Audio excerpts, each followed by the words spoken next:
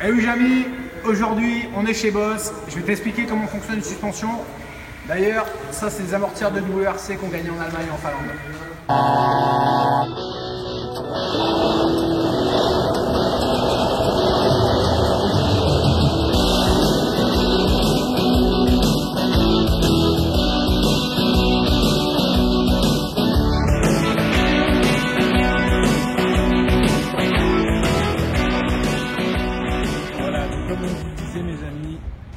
On est chez Boss. Alors, Boss, qu'est-ce que c'est? C'est un fabricant de suspension.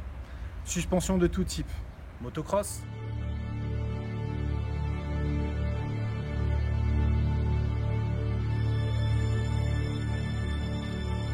vélo,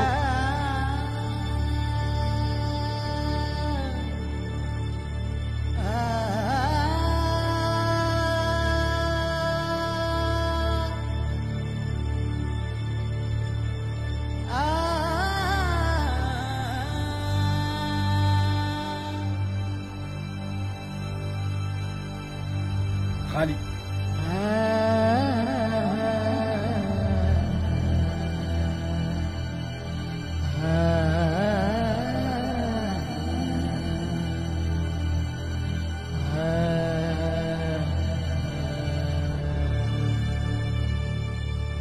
Et bien d'autres choses.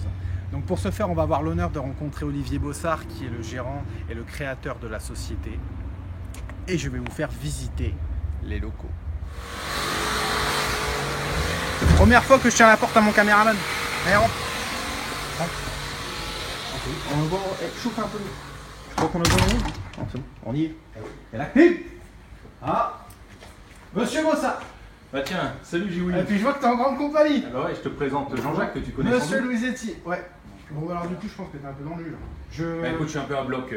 Quand on avait dit c'était chaud, ben j'ai pas trop le temps. C'est pas mal de toute façon. Je te laisse visiter la porte rouge et t'y vas. D'accord. Allez, à tout à l'heure. Venez avec moi. Première étape pour un fabricant de suspension, avoir les machines d'usinage. Donc comme on peut le voir, Olivier on a énormément ici. Alors je peux pas tout vous montrer parce que ça reste quand même un milieu où il y a beaucoup de brevets, etc. Mais on va quand même vous montrer 2-3 choses. Regardez. Là, on a des pièces de ce type qui sont faites. Alors on pourrait croire que c'est du moulé, mais c'est pas du moulé du tout. Ça, c'est de l'usiné. Et en fait, ils arrivent à un tel niveau de finition qu'ils passent de ça à ça.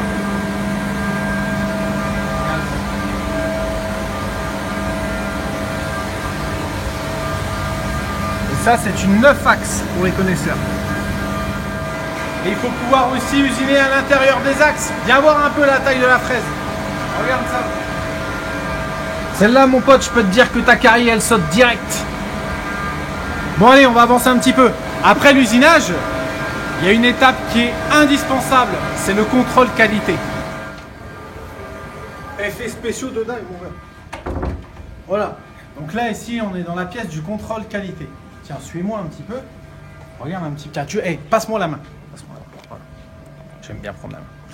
Donc ici, on est dans le contrôle qualité. Comme vous pouvez le voir, toutes les pièces qui sortent d'usinage sont vérifiées avec des normes drastiques. Là, d'ailleurs, ça, on ne peut pas trop filmer, mais c'est des pièces qui vont partir en WRC. Voilà. Donc les mecs que vous voyez passer à bloc à 150 dans les courbes, c'est ça. C'est ça. Voilà, donc là, il y a un marbre énorme. Est-ce que vous avez vu la taille du marbre? Bref. Donc c'est ici qu'est vérifié tout ce qui est les cotes concernant les pièces, etc. Maintenant, on va avancer dans la cathédrale. Let's go. Ici, on est dans la cathédrale.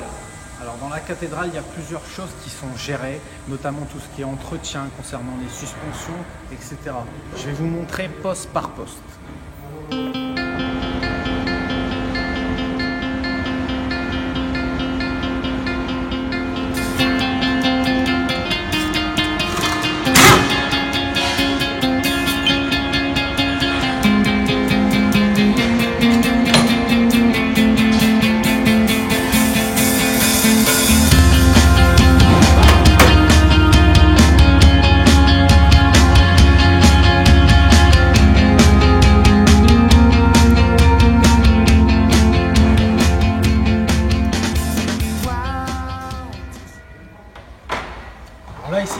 pièce secrète. C'est le développement WRC. Il nous dit, j'ai oui là, tu fous le camp.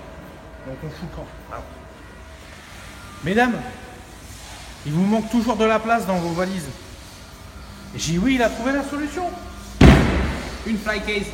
Viens voir un peu ici. Regarde où ça part ça. MIGP. Là-dedans, en fait, ils mettent les motos, les suspensions, la totale. Tout ce qu'il faut pour un GP est envoyé via Flycase quand c'est des overseas, etc. ou que c'est vraiment très loin. Donc après, il y a aussi d'autres choses. Comme je vous le disais, il y a le WRC. Ça, ils m'ont dit, oui, déconne pas là-dessus. Donc on fait attention. Voilà. Donc là, ils sont en train d'entretenir tout ce qui part en WRC et qui revient. Voilà. Alors il faut savoir que tout le matériel de WRC est détruit. Il n'y a rien qui est revendu, récupéré, etc. C'est des budgets qui sont colossaux, qui sont payés par les usines en WRC. Je ne peux pas trop vous en dire. Mais ce que je peux vous dire, c'est qu'il y en a partout. Ça représente énormément chez Boss. Ah ouais, je vais vous montrer ça. Ça, c'est simplement après une épreuve de WRC. Les mecs, ils ruinent les amortisseurs. Donc, de façon à ce que les voitures soient toujours nickel, elles repartent neuves à chaque début d'épreuve. Bon, mes amis, un autre endroit important où j'aime chiller, les stocks. On a des petites pièces d'orfèvrerie. D'ailleurs, regardez ça un petit peu. Regardez-moi la couleur de ce tube magnifique. Alors Olivier nous en parlera sûrement tout à l'heure. Mais ça va aller sur un certain type de fourche dont on va vous parler. C'est pas magnifique ça? Il y a des pièces partout de dingue, c'est usiné, regardez un peu ça. Il y en a des bacs entiers, la finesse de ce truc là, c'est incroyable. Bon, on va pas trop traîner ici parce qu'on n'a pas le droit, donc on fout le camp. Le secteur des envois, mon ami, parce que c'est pas tout de produire des suspensions, il faut aussi les envoyer. Venez avec moi. Bon, c'est une fourmilière, ils sont tout pleins dedans. Viens, dépêche-toi, viens. Il va falloir que je te dope bientôt. Bon, alors ici, c'est l'envoi. Vous pouvez travailler, là, faites pas... Les mecs, ils bloquent du coup. Donc ici, à l'envoi, ils s'occupent d'envoyer pour les teams, pour les particuliers, etc. D'ailleurs, matez-moi un peu ces flycases. Là-dedans, on met les amortisseurs de WRC. Il y en a plus de 70 en tout. Tiens, attends, file-moi la caméra. Filme. Hop. Voilà. Tiens, regarde. Il y en a encore là-bas qui doivent partir. Et d'autres qui doivent revenir. Ça, c'est du stock de fourche de vélo. Et ça, c'est des pièces aussi pareil pour le vélo qui doivent partir. Il y a des flycases partout. Mais il y a un truc. Le truc le plus dingue ici. C'est que c'est l'endroit, entre guillemets, où on doit avoir le plus d'huile, etc. Et il n'y a quasiment aucun sopalin nulle part, tellement c'est propre. Les mecs, ils nettoient tout, c'est nickel. On pourrait manger par terre. Regardez un peu, c'est tout blanc partout. Une salle chirurgicale. Mais je sais que ce qui vous intéresse le plus, mes amis, c'est l'atelier avec les motos de GP. Donc on va y aller. Nous voilà dans l'Anse de la Vette. C'est l'endroit où ils entretiennent les motos de GP. Donc là, on est toujours dans l'enceinte même de Boss Suspension. Et c'est ici. Ils s'occupent des motos de Bobby. Donc là, l'atelier, il est vide. Alors en fait, il est vide pourquoi? Parce que là, ils reviennent de GP. Donc là, il y a Dominique Callium, qui est le mécano de Bob Richef, qui est en train de vider complètement le camion. Ah, il est là. Bonjour Dom. Bonjour. Donc il est en train de vider complètement le camion. Et puis ils vont checker les moteurs, etc. Et voilà. Donc je vais vous faire un petit tour quand même du propriétaire.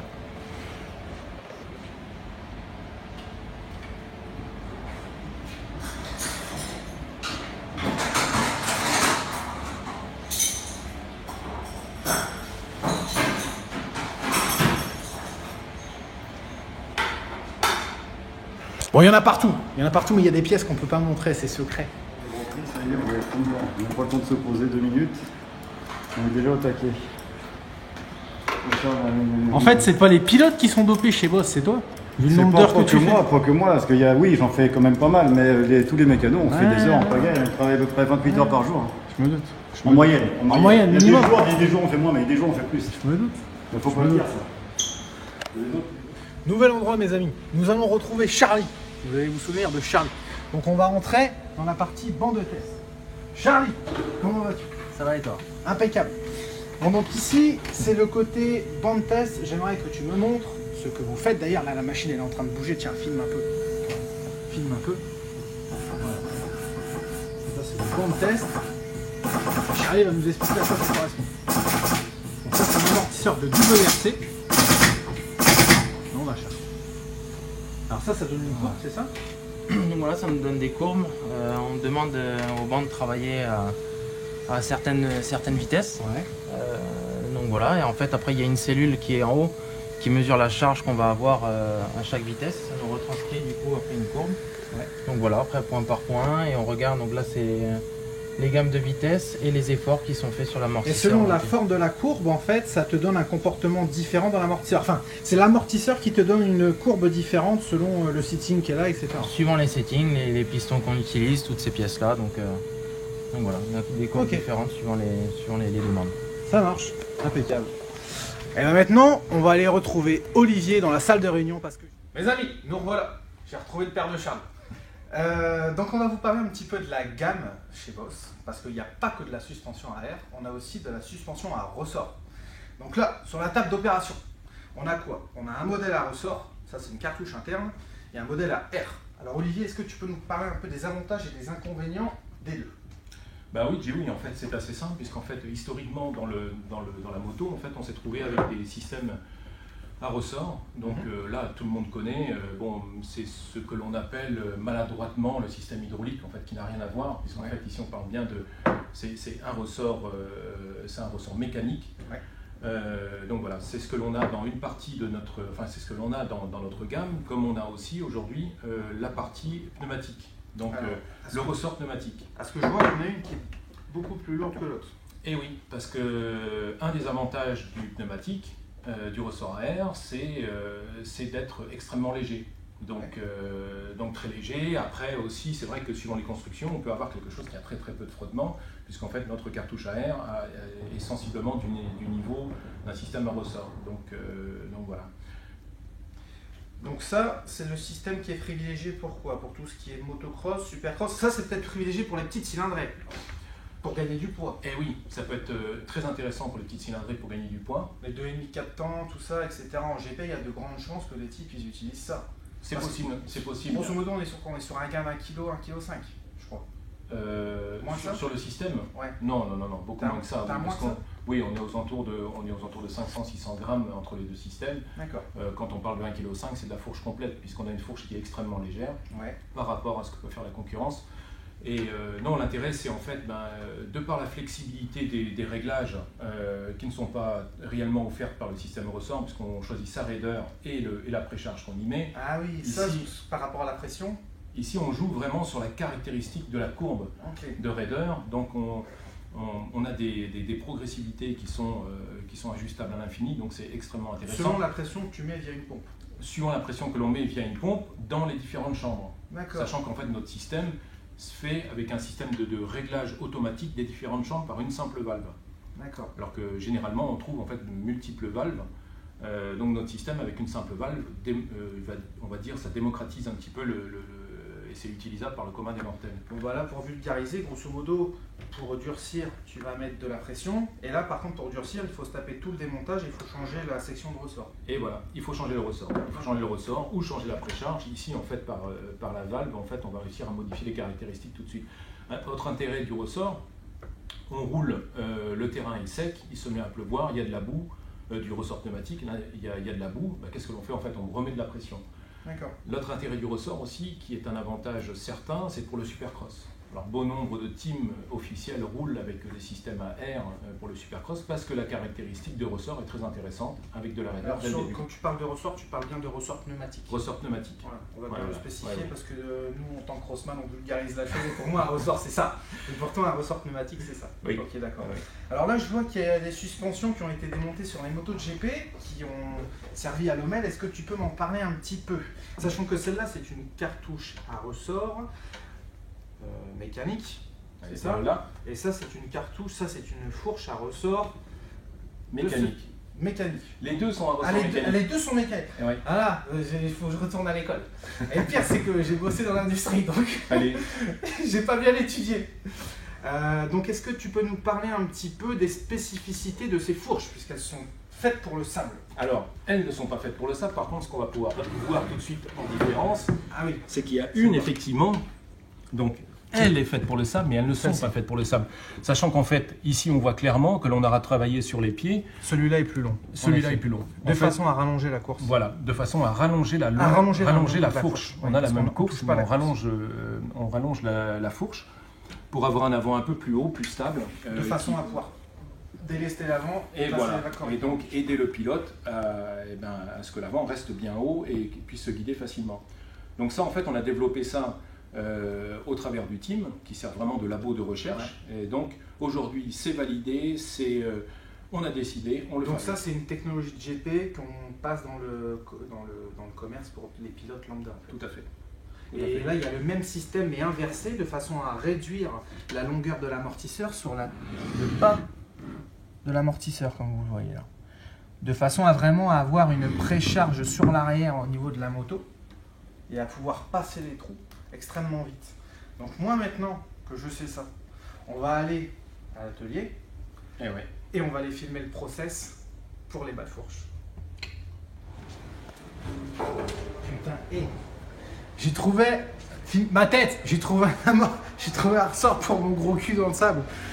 Posez.